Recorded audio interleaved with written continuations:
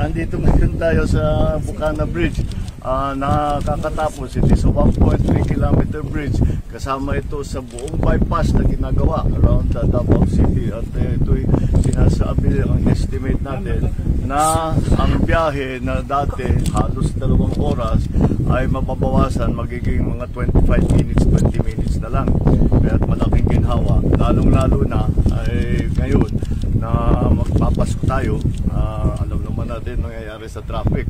Kaya ito ay magagamit. We will open the bridge on the 15th. December 15 gagawin na. Matatapos yung buong bypass by December 2027. So tuloy tapos na lahat ito all the way. Kaya ito ay nagsimula, na-approve ito noong July ng 2022.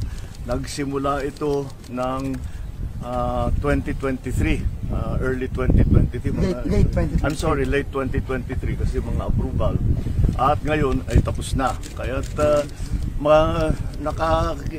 natulungan naman tayo ng ating mga Chinese na contractor dahil ang ganda ng technology nila, kaya napakabilis at marunong talaga sila magpatayo ng magandang tulay, magandang infrastructure na mabilis at nasa tamang gastos, nasa tamang presyo.